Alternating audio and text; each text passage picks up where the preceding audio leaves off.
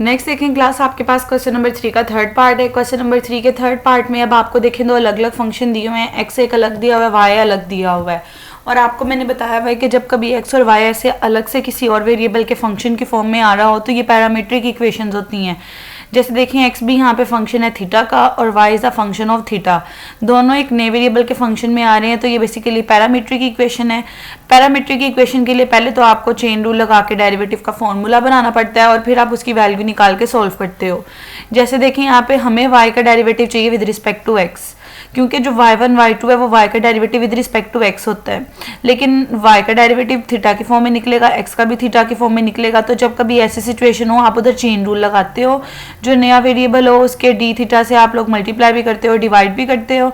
इसका मतलब यहाँ पे दो डेरिवेटिव निकालने पड़ेंगे, एक दफ़ा y का थीटा के रिस्पेक्ट से और एक दफ़ा x का थीटा के रिस्पेक्ट से, दोनों की वैल्यू लगाओगे तो आपका आंसर आ जाएगा।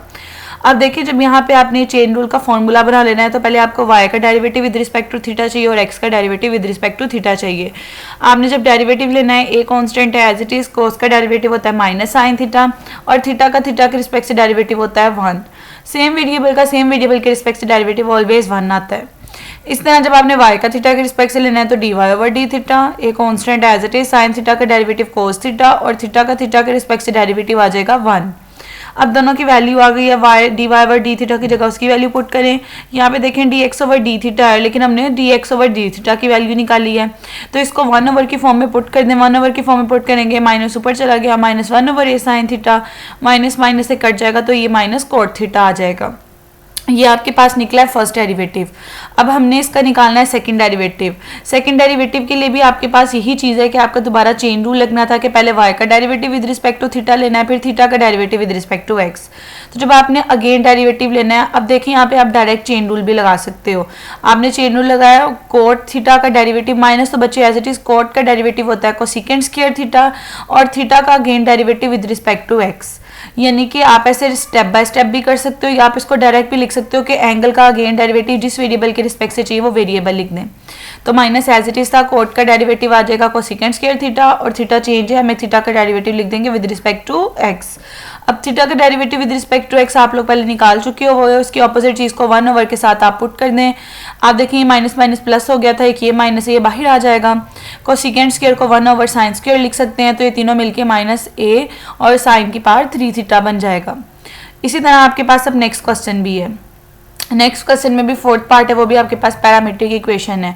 यहाँ पे भी आपने सेकंड डेरिवेटिव निकालना है। अब देखिए यहाँ पे भी x is the function of t, y is the function of t, तो पहले सब्सटीट्यूशन रूल लगाएं कि आपके पास अगर आप dy ओवर dx निकालना चाह रहे हो फर्स्ट डेरिवेटिव, तो उसके अंदर आपको dt को मल्टीप्लाई और डिवाइड करना पड़ेगा।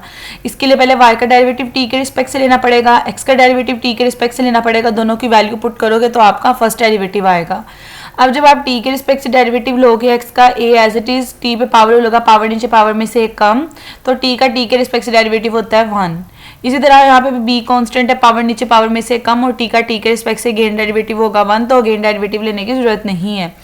आपने दोनों की जगह उसकी वैल्यू लगा दी। जहाँ पे dy ओवर dt था वो तो एग्जैक्ट आ गया, जो dt ओवर dx होता है उसको रेसिप्रोकल की फॉर्म में आंसर में लिख देते हैं। 1 ओवर की फॉर्म में 2 से कैंसिल होकर यहाँ 2 रह जाएगा, t की एक पावर कैंसिल हो जाएगी, तो ये फर्स्ट डेरिवेटिव का आंसर आ जाएगा।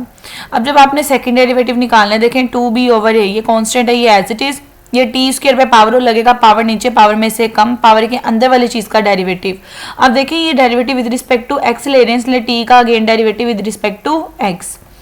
अब ये 2 2s are 4 bt over a और ये dt ओवर dx की वैल्यू ऑलरेडी हम निकाल चुके हैं, इसे रेसिप्रोकल की फॉर्म में लिखेंगे। जो चीज़ कैंसिल हो रही है उसको कैंसिल कर देंगे, तो जो चीज़ नीचे मल्टीप्लाई हो रही है उसे मल्टीप्लाई कर देंगे, तो 2b ओवर a स्क्वायर आपका आंसर आ जाएगा। सिमिलरली आपके पास इसका फिफ्थ पार्ट है। फिफ्थ पार्ट में देखें क्या करना है। फिफ्थ पार्ट में भी आप लोगों ने इसका डेरिवेटिव ही निकालना है।